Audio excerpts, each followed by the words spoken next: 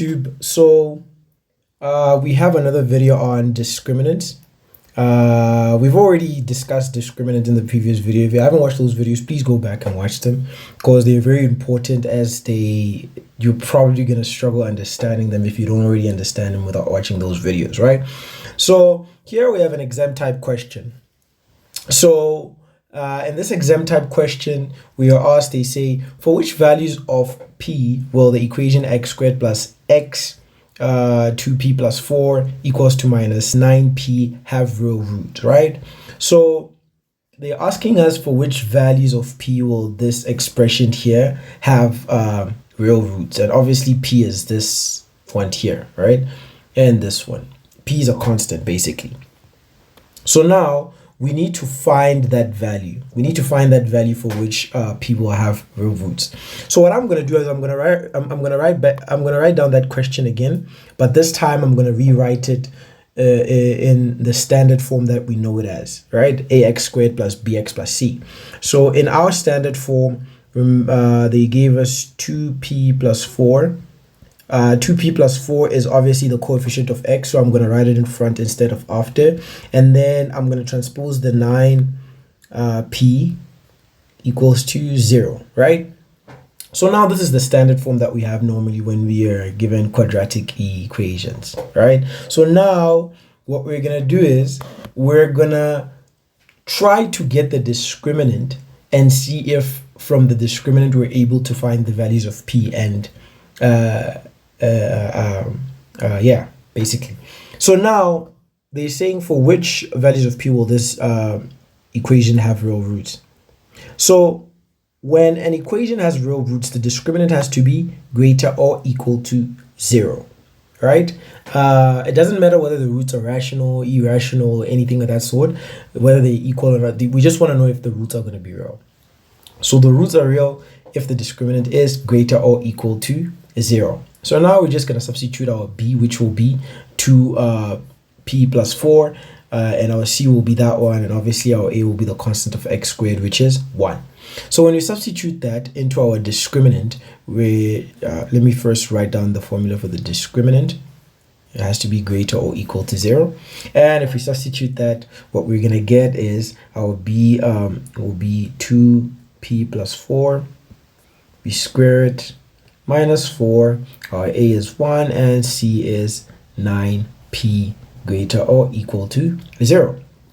So now, if we solve that further, we're going to have 4p squared plus 16p plus 16 minus 4 times 1 is 4 times 9 will be 36. P is greater or equal to 0, right? So I jumped a step here. When I multiply this out, I was supposed to get what's this, 8p plus 8p, which obviously leads back to 16. So I jumped that step, so just keep in mind of that. So now obviously I have like terms, and my like terms are for 16p and minus 13p, right? So if I add those together, what I'm going to get is 4p squared minus 16 and 36 will give me minus 20p, and obviously I'm going to write my constant 16 equal to 0, right? So from here I just have to factorize, and factorizing, the first thing that you need to do is obviously look for a common factor between the three terms, and my common factor in this case is 4. My common factor is 4. 4 is divisible, 20 is divisible by 4, 16 is divisible by 4, and obviously 4 is divisible by 4, right? So if I divide 4 in all the terms, I'm going to get p squared minus 5p plus 4 is greater or equal to 0. So from here, I factorize the trinomial. I'm going to start with drawing my skeleton equal to 0. And here I'll get my p, and remember when factorizing, this sign here, the plus tells us that the signs that we need to put inside the brackets, they have to be the same. And obviously this minus in front of 5, it tells us that those signs that have to be the same, it's minus and minus, right? So here we're going to put 4 and 1. and basically we were able to determine the values of p, but we're not done. So a lot of people obviously don't know how to write down their inequalities or the values of their inequalities. What I like doing to simplify the process is just saying p in the middle greater or equal to, greater or equal to, and then here I put the bigger value, and then here I put the small value. And if you were to rewrite that, from here you can understand that p is obviously less than 1 and p is greater than 4. So if you were to rewrite that, you'd say p is less or equal to 1, or p is greater or equal to 4. So back to the question, for which values of p will the following equation have real roots? Those values are p is less than 1, less or equal to 1, or p is greater or equal to 4, right?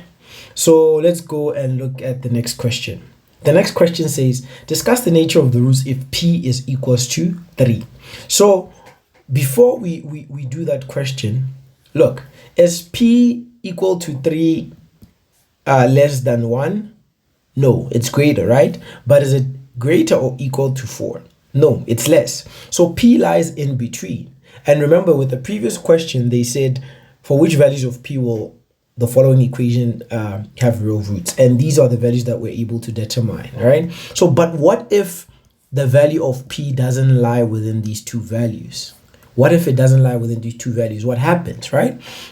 So now what we're going to do, we're going to go back to the question and try to substitute the value of p into that equation and see and determine the discriminant and see what the discriminant tells us about the nature of the roots. So the equation that we're going to substitute p into is this one here. It's this one here. So we're going to rewrite that equation. 2p plus 4 x plus 9p equals to 0. And then we're going to substitute p as 3. So when we substitute that, what we're going to get is 2 times 3 plus 4 x plus 9 times 3 is equal to 0. 0, that's 0. Okay, so now if we simplify this, we have x squared plus 2 times 3 is 6 and plus 4 is 10. 10x, and then here we have plus 27. 9 times 3 is 27 equals to 0. So now that we have this equation, let's try to determine the discriminant of this equation and see what we can observe with the nature of the root. So to determine, we just need to say the discriminant is equals to b squared minus 4ac, and we know that our b is 10 squared minus 4, our a is 1, and our c is 27, right? And then that will give us 100. 10 squared is 100 minus 4 times 1 times 27. That will give us 108, right? And then here our final answer will be -8. So what can we say about the nature of the root if p doesn't lie within these two values? When our discriminant is a negative value, we have non-real roots, which basically says we don't have roots at all. So we're basically concluding that if p doesn't lie within the values that we were able to calculate here, p is less or equal to 1, or p is greater or equal to 4, then we won't have any real roots, because the first question wanted us to determine the values of p for which that equation will have real roots. So if the value of p doesn't lie within the answers that we got, then we won't have real roots. We'll have non-real roots, basically, right?